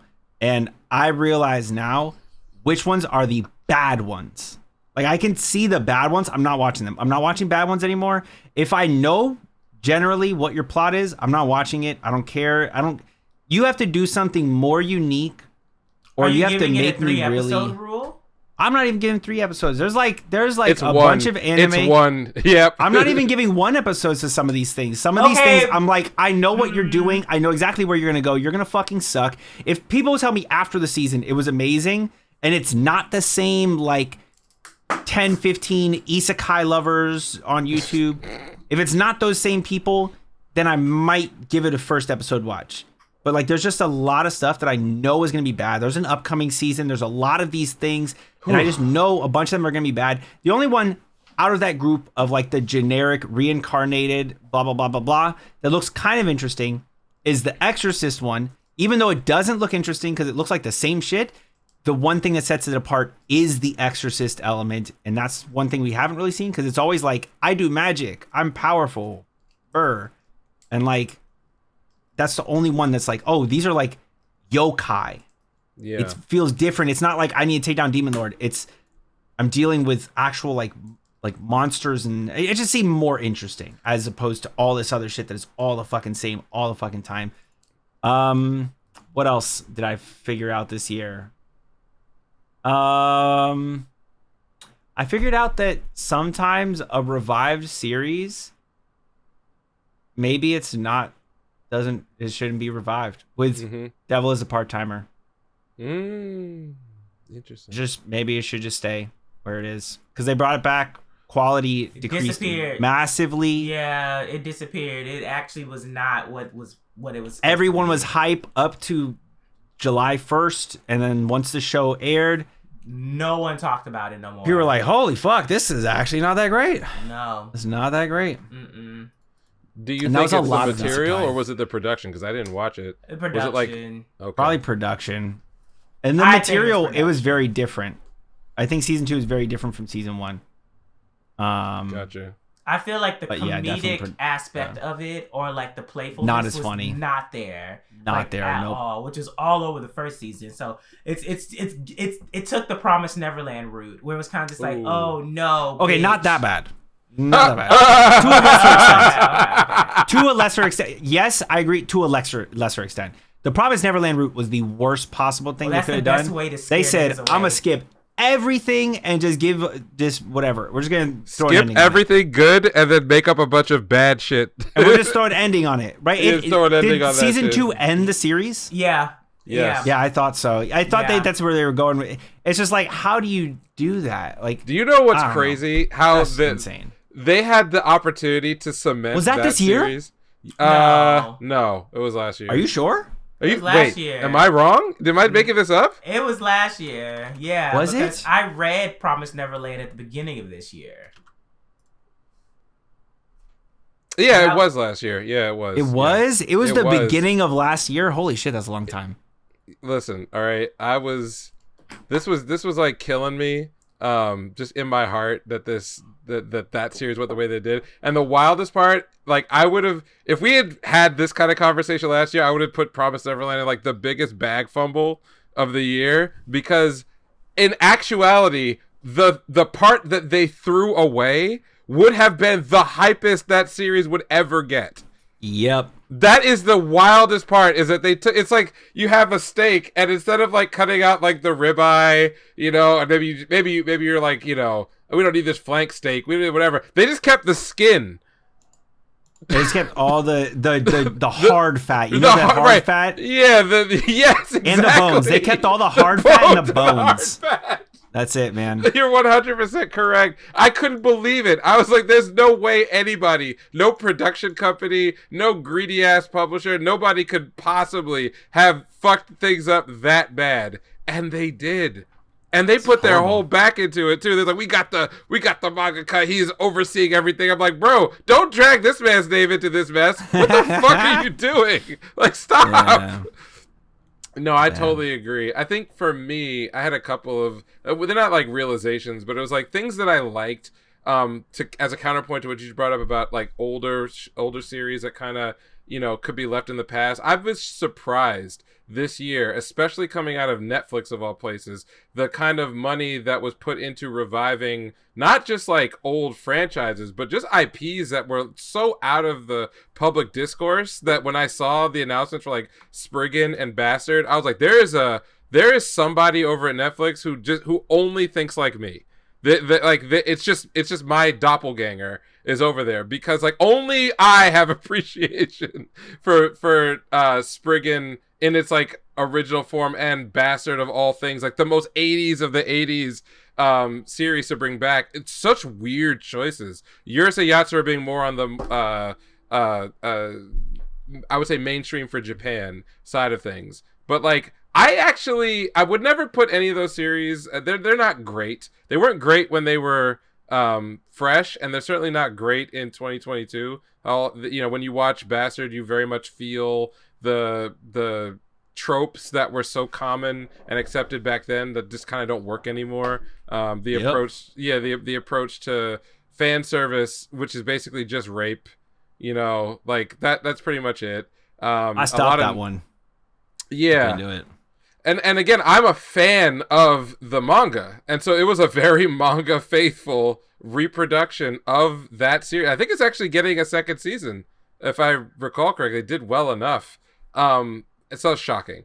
Spriggan, very interesting to me, because the Spriggan movie was something that really was a big part of my early anime fandom. That it was this like random series. I didn't know where it came from at the time. I didn't even know that it had like a manga associated with it. But it like the scene of Fat Man getting with the chain gun blowing up the helicopter, and you fucking dudes up with the knife and everything else. Like those were iconic to my like friend group. But I didn't know that until I read the manga, just how fucking weird Spriggan was, and how much shit they cut out of the of the story to make the movie work. Like, there's a whole dude who turns into a goddamn werewolf that they didn't even bother putting in the movie because it's so fucking weird. But this recreation of the first, I think, like 8 to 10 volumes of Spriggan on Netflix was like, you can, like, it's a goofy ass fucking series. Like, he winds up fighting Hitler, like reincarnated Hitler. Like, it's all wacky. What in the Baki? What the fuck is that? I know. And I really, really appreciated that they just leaned into it. Now, the production style, I think, may have initially turned a lot of people off because I think CGI is a way to save money on a lot of these types of adaptations. But I think it actually worked pretty well. For good, and it did expose like the great things about the series and also some of the things that are just sort of, you know, were underwritten or underdeveloped. But like that commitment from streaming services to rehab, what I would say is kind of out of the way franchises with a little bit of name recognition is something I want to see more of.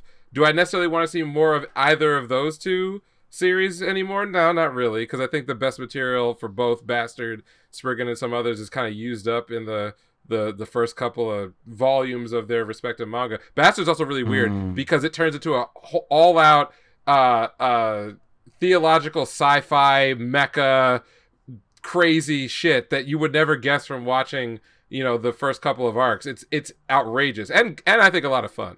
But I do want to I want there to be hope for some overlooked, I think, shonen franchises that just never got animated. I'm thinking of Siren. Where the fuck is that one, man? Can we get back to if they're gonna rehab a series that got TV but didn't get the production it deserved? How about looking at Air Gear, right? If you're going full fan service, that at least follows a model that is more relevant to current audiences. And I could imagine what some of that shit would look like fully with a Netflix budget behind it. That shit would be fucking tight. And a remix of that original OP. Come on, man. Touch the Sky. Sick. So I really like that as sort of a trend that I'm willing to see more of. I have not yet been totally burned out of it yet.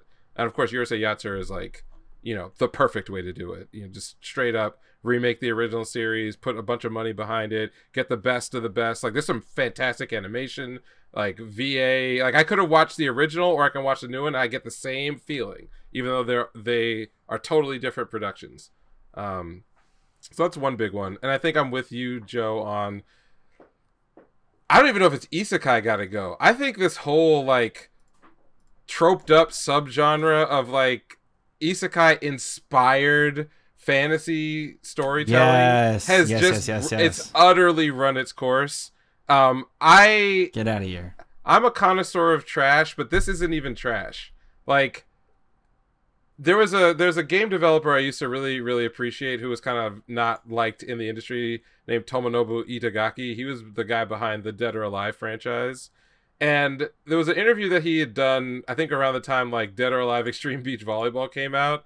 And, you know, to paraphrase a much longer statement, he basically said that like, if people don't like the fact that I have a brash attitude when it comes to creating whatever I'm creating, so he's talking about Dead or Alive, you gotta think, are they going to remember this? And am I making something that is designed to be memorable or something that is designed to appease people? And I think we've talked about on this show how I feel that so much about anime and manga, and I remember I read like almost 100 manhwa in the last year to get up on, you know, what that genre is like. I think that these creators are afraid of their audiences. I think they're terrified because nothing else could explain how you could start out with like a fun concept, but immediately feel like you need to shoehorn in all these things that these hard up incel nerds need to like attach themselves to your crappy storytelling. Like, oh, there's got to be girls who think the main character who is a reader insert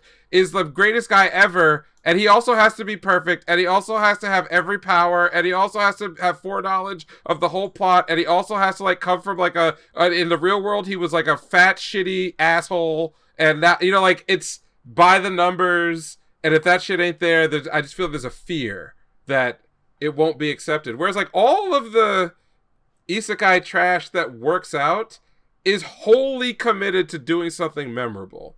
Like, it's why I like Eminence and Shadow, even though by all rights it's a horrible concept.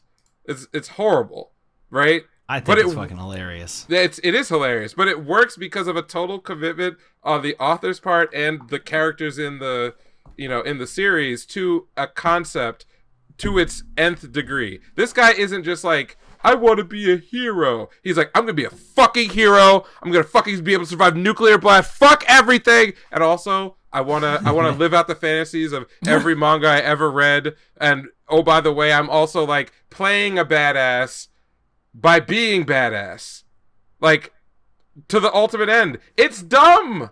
It's fucking. It's no smarter than like the 10. What was that? There was a core this year, or like a season this year where there were like 4 isekais and they were all vaguely the same plot, but like, one was I used to be a computer programmer, so I'm using my computer programmer skills to do the magic and I'm crazy overpowered. And there was another one where like, I used to be an office worker and I've been summoned to this other world and now I'm gonna like summon things and then use my office work. And it was like, I remember watching them and feeling like, if the best ideas from like these 3 or 4 shows were actually just in one show, it would still be trash, but it would be great. But the fact that it's like spread out over 3 bad series makes you like all of them even less than I would have. Like, I'm not going to give them any credit. So I'm right there with you that whole subgenre needs to be scrubbed. And I don't care if they replace it with the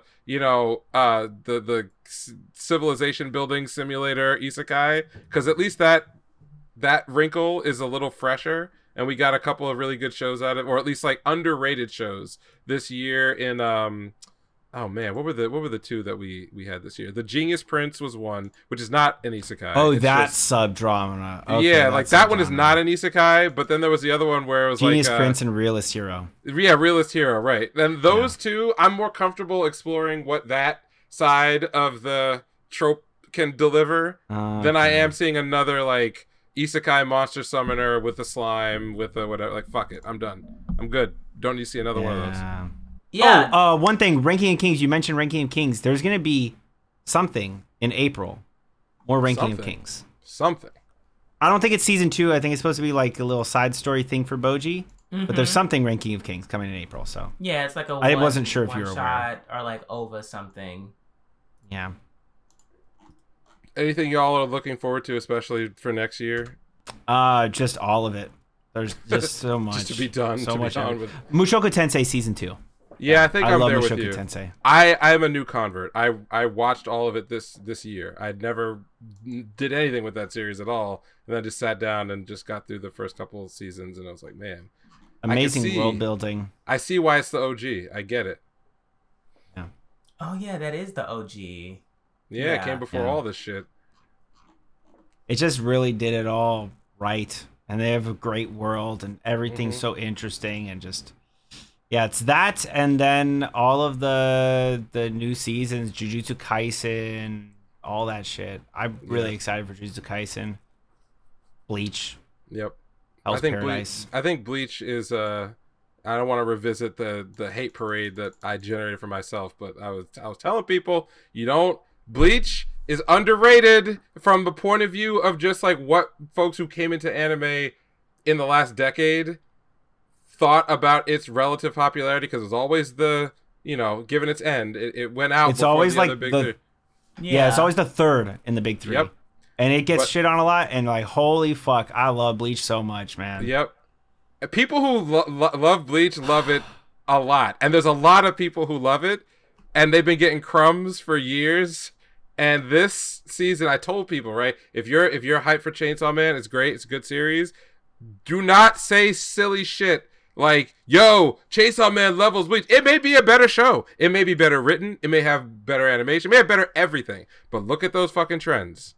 Look at those trends. There's a reason why, even though Bleach ended in the worst way possible, it's been making millions of dollars every year, consistently, for decades. Decades. So, I'm vindicated. That's all I gotta say. I'm just vindicated. Okay. Well, that was great. I think 2023 can't come soon enough. 2022, get out of here. Joe, anything you want to plug? Anything new coming up? Yeah, plug, the channel. I'm gonna be doing a lot of anime reactions this year. Obviously, a lot coming up in this coming season. Like 6, 7, 8, 9, 10, 11, 12, 13, like 15 to 17 series through the first 3 months. And then there'll be a bunch of new ones and a bunch of new ones and a bunch of new ones. Yeah. Also, longer versions over on Patreon. And I do way more shit on Patreon. Like, I'm doing like 15 seasonal series. And then like 20, at least 20, maybe 23 addition, like 8 more. Whoa. Seasonal series on Patreon only. Just because there's no way they're going to also do good over on YouTube. And I don't have the time. Who has the time to...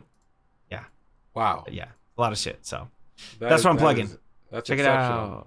Oh, and I'm going to start streaming again soon. Oh, I think. Shoot. Look at this. Hopefully. You won't have any hours left in the day. Yeah. Yeah. No, I won't. I'll die. Well, great. Fantastic. We are happy to have you anytime to talk about anything. It doesn't Always have to bring be... me in. Doesn't have to be love. It could be all hate, because I'm here for hate. Listen, someone else could take the heat for me, all right? That's better. I'll tell you what, if there's a series that everybody loves and I hate, if you notice I hate something, I'll talk about it. I don't care. We'll hold you to that, definitely. But yeah, I guess that's it then. Yeah. Follow us on socials, anime_savants on Twitter, and then just regular anime savants everywhere else, including YouTube and your podcast platform of choice. Absolutely. And we appreciate all comments. Anything we missed this year, anything that, now that we have a little bit of a gap time, maybe catch up with next year, please feel free. Hit us up. You can always find me on Twitter at Neural Handshake. And with that, peace out. Bye.